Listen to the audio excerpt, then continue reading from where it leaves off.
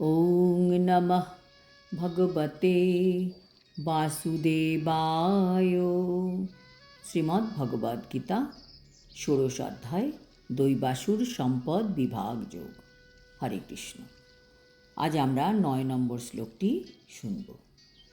এতাম দৃষ্টিম অবষ্টভ্য নষ্টাত্মানা অল্পবুদ্ধয়ঃ প্রভবন্তি উগ্রকর্মাণা ক্ষয়ায় জগত আহিতঃ। অনুবাদ: এই প্রকার সিদ্ধান্ত অবলম্বন করে আত্মতত্ত্ব জ্ঞানহীন, অল্প বুদ্ধি সম্পন্ন, উগ্রকর্মা এবং অনিষ্টকারী অসুরেরা জগৎ ধ্বংসকারী কার্যে প্রভাব বিস্তার করে। তাৎপর্য: এই সমস্ত অসুরেরা আত্মতত্ত্ব জ্ঞানহীন, তাদের আত্মতত্ত্ব জ্ঞান বলতে কিছুই নেই, তারা অল্প বুদ্ধি সম্পন্ন, তাদের জাগতিক বুদ্ধি যতই থাক, তাদের আধ্যাত্মিক বুদ্ধির বিশাল অভাব। সে তিনি বিজ্ঞানী হন আর যাই হন না কেন। উগ্রকর্মা মানে হচ্ছে যারা এমন নিষ্ঠুর কাজ করে যার দ্বারা জীবেরা কষ্টই পায়। অনিষ্টকারী মানে যারা অমঙ্গল করে, তারাই প্রকৃত অল্পবুদ্ধি সম্পন্ন। কাণ্ডজ্ঞানহীন ব্যক্তি, তাদের জ্ঞান আছে কিন্তু কাণ্ডজ্ঞান নেই, তারা হচ্ছে সমাজের জন্য ভয়ঙ্কর। কাণ্ডজ্ঞান না থেকে জ্ঞান থাকাটা বেশি ভয়ানক, তার থেকে জ্ঞান না থাকা ব্যক্তি ভালো। এই সমস্ত আসরিক স্বভাবের ব্যক্তিরা জড় জগৎকে ভীষণভাবে ভোগ করতে চায়। অন্যের যা ইচ্ছা হয় হোক, তাতে তার কিছু যায় আসে না, সে জগৎটাকে ভোগ করতে চায়।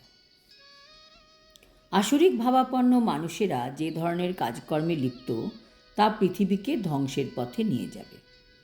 ভগবান এখানে বলেছেন যে তারা অল্প বুদ্ধি সম্পন্ন।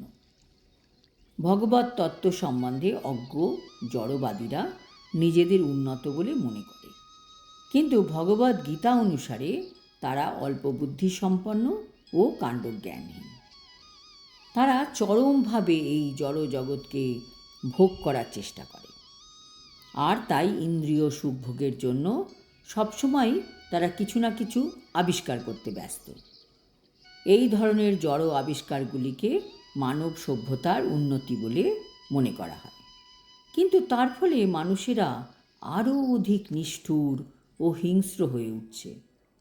পশুর প্রতি নিষ্ঠুর হয়ে উঠছে, আর অন্য মানুষের প্রতিও নিষ্ঠুর হয়ে উঠছে। পরস্পরের মধ্যে কীরকম আচরণ করা উচিত তার কোনো ধারণাই তাদের নেই। আসরিক মানুষদের মধ্যে পশু হত্যার প্রবণতা অত্যন্ত প্রবল।